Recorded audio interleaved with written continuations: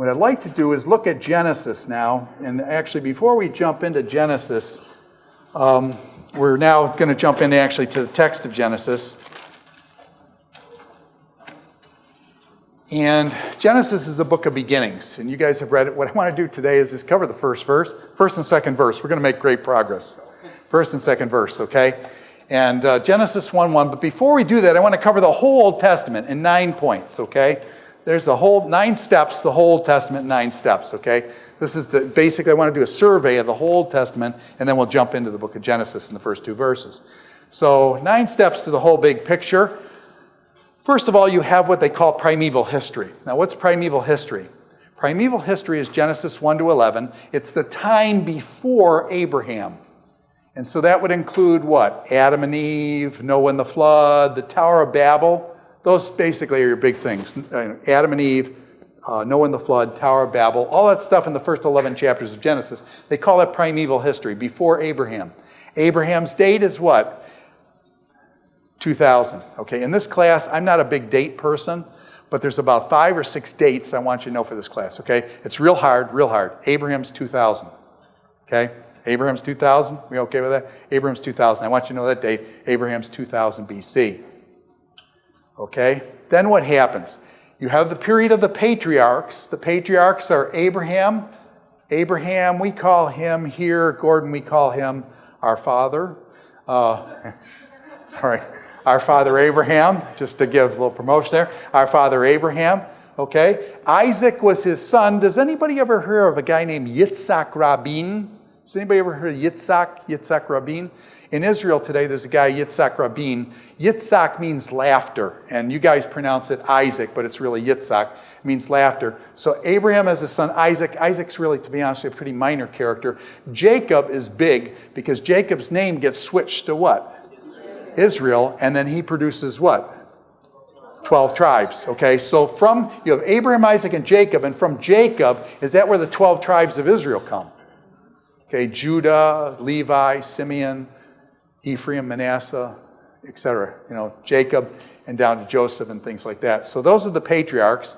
Then after the patriarchs, they go to Egypt. And remember, Joseph was in Egypt. The brothers and the father, Jacob, come down into Egypt. And they sojourn in Egypt for about 400 years. I don't want you to know the date. And then who brings them out of Egypt? Well, you say God brings them out of Egypt. Yeah, I mean, he kind of does some plagues and stuff, splits the Reed Sea and things. And then he brings them out by the hand of Moses. Moses, there's a big date between 1400 and 1200. I don't want you to learn this at this point because we'll argue this when we get into the book of Exodus. There's a big debate over the date, whether it's 1400 or 1200 BC that they came out. Don't worry about it now. But Exodus, what is the great redemptive act of the Old Testament? In the New Testament, what is the great redemptive act? It's Jesus dying on the cross for our sins.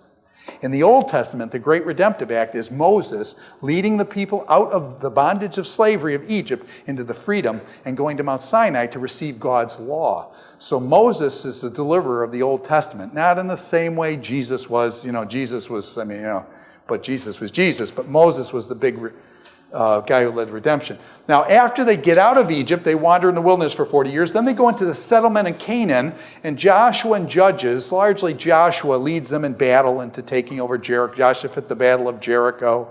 They go up to Ai, Hatzor, various places, Gibeon and things. So Joshua, and in the book of Judges is going to be chaos. They try to settle land. It works sometimes. It doesn't work other times. The judges rise up and they beat up on the Midianites and stuff, and then the Ammonites come in and whoop them. And so it's back and forth, and Judges got some problems. But anyways, they take and settle the land of Canaan. And then after they settle for a while, they say, hey, we need we just don't have a leader here. We need a king. So the next period is what they call the united period, the united monarchy. United monarchy means what? Israel is all together. All 12 tribes, 13 tribes together, okay? Who's the first king of Israel? Saul. He's a real big man on campus. He's a big man, Saul. Saul's the first king. Saul has some problems, and so David takes over. David's the man after God's own heart. David, then, is another date that I want you to know. This is very, very difficult. David's 1,000, okay? So Abraham is what? 2,000. David is what? 1,000. Okay? David's 1,000. Okay? Now, David has a son named Solomon. Okay? His real name is Shlomo. You guys call him Solomon, unfortunately. No, but listen when I say his name. Shlomo. You guys know some Hebrew. When I say Solomon's name, his real name, Shlomo, can you hear the word? Shlomo. Shlomo. Yeah, do you hear the word shalom? Okay, is Solomon's name means the Jewish shalom? It means what? Solomon was a man of what? Peace. Okay, peace. He was named Shlomo. His name meant peace. Okay, Solomon. What happens with David and Solomon? They do what? Psalms and Proverbs. David does Psalms. Solomon does Proverbs. Solomon does a couple Psalms as well. But Saul, David, and Solomon are what? Those are the three big kings of Israel. They ruled over the whole nation. That's why it's called the United Monarchy. And as soon as I say United Monarchy, guess what's going to come next? Divided Monarchy. Okay? And so next we get the Divided Monarchy. And what happens after Saul, David, and Solomon is that Solomon messes up at the end of his life, with all his women and stuff like that. He goes down, and basically God rips the kingdom apart, north and south. The north is Israel, the south is Judah. 10 tribes in the north, a couple tribes in the south, plus or minus. Okay, 10 tribes in the north, a couple tribes in the south, and this becomes Israel in the north and Judah in the south. Then you have what? In the north, you have a series of kings. In the north, the series of kings are all going to be bad, every one of them. Who's the most outstanding one you know? Probably Ahab and Jezebel. Okay, all the kings of the north are all bad. The kings in the south, there's going to be some good ones like Hezekiah, Josiah. There's going to be some good ones, mostly bad, but some good ones, okay, in the south. So now there's what the problem is. We've got what? A number of kings in the north and a number of kings in the south. Now, who keeps the kings in line?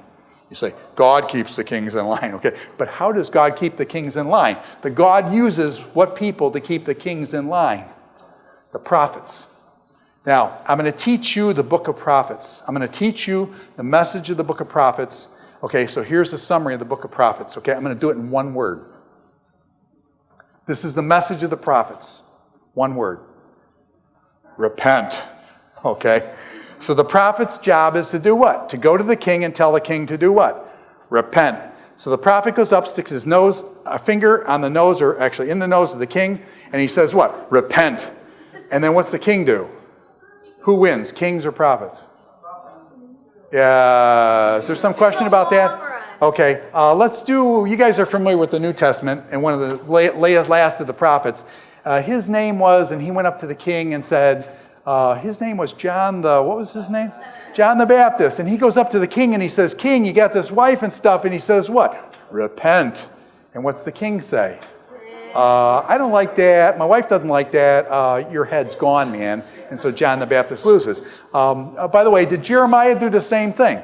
When you guys read the book of Jeremiah, we're just going to do highlights of Jeremiah. Jeremiah says this basically. He comes to God and says, basically, God, you say, thus saith the Lord. And I get to go out, and then God says to Jeremiah, thus saith the Lord. Jeremiah goes out to the king. Thus saith the Lord, repent, or you're going to Babylon. And Jeremiah comes back, and God says, thus saith the Lord. Jeremiah goes out, repent. But every time Jeremiah says repent, what does the king do to him? He gets beat up. So after a while, he says, man, God, last time I said, thus saith the Lord, they put me in a septic tank for 3 days. And he said, I almost drowned in the stuff. And after 3 days, it wasn't just everybody's stuff. It was some of my own stuff. And he says, I was in the septic.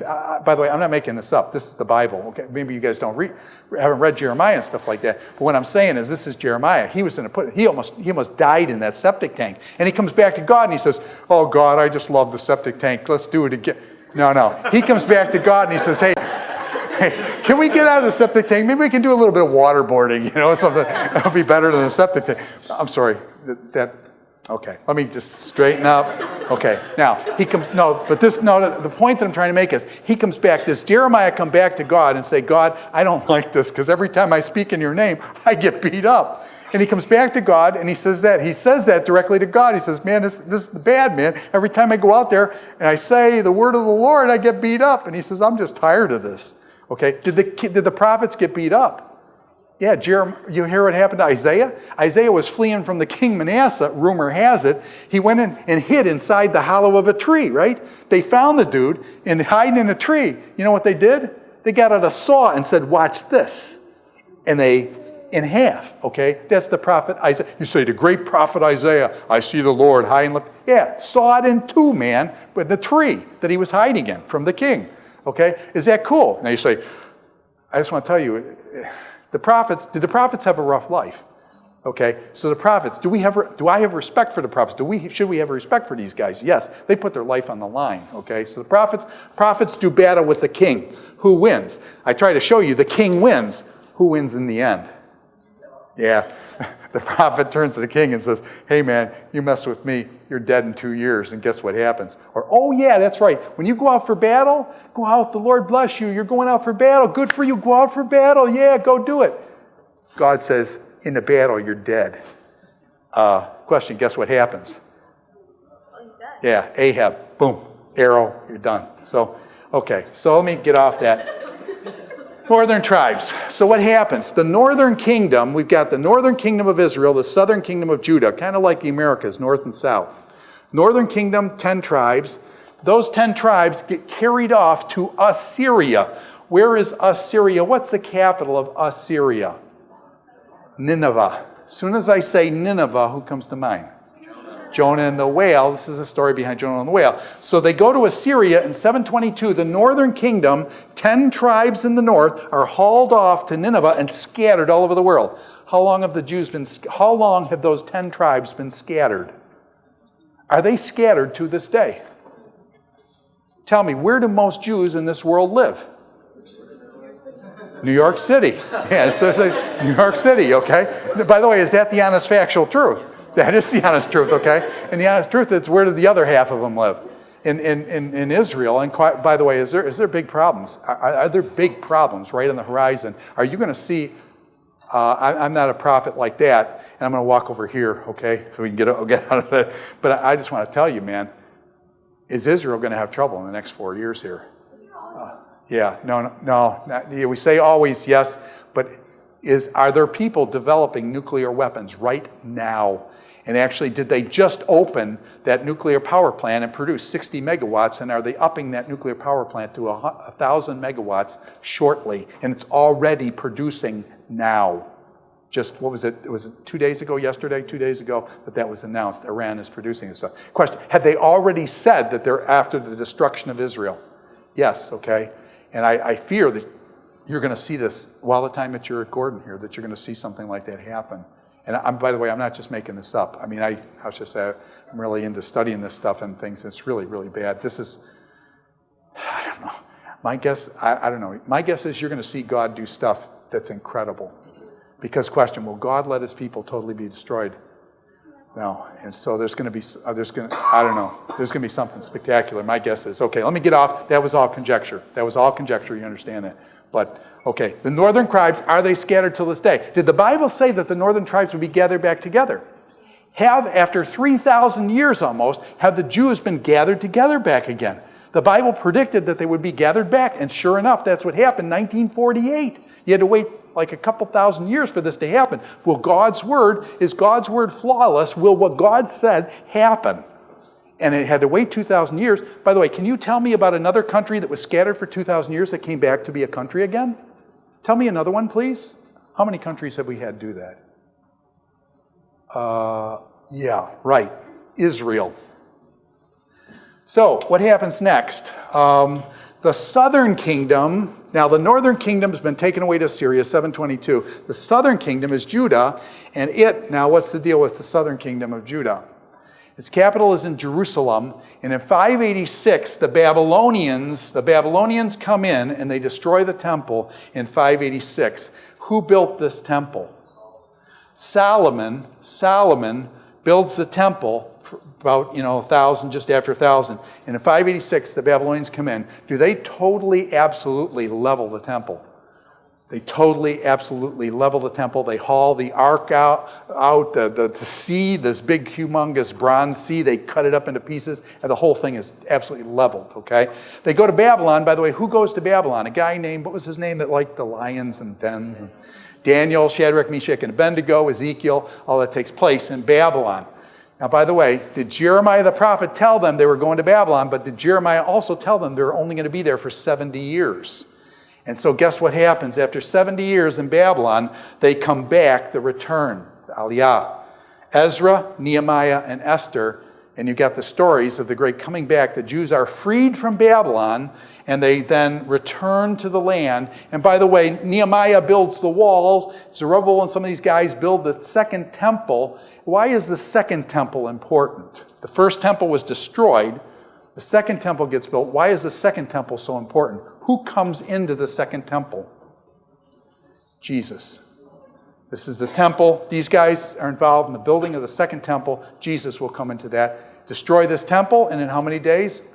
3 days I'll raise it up. That's Jesus. And then finally, Malachi, down at 400 BC, Malachi ends the Old Testament at 400 BC. Okay, now what happens between 400 BC and 0 with Jesus? Yeah, that's when the Apocrypha is. So if you want to find out what happened in those 400 years, you'd read something like 1st and 2nd Maccabees. It tells the history of that period. But the Old Testament ends with Malachi, 400 BC. And I say, okay, Hildebrandt, for this course, what do we need to know? It's really hard. I want you to know 3 dates so far. 3 dates. Abraham, 2,000. David, 1,000. Malachi, 400 BC. Okay? 400 BC. Is that hard? 2,000, 1,000, 400 BC. And that gives you kind of a framework there for that. So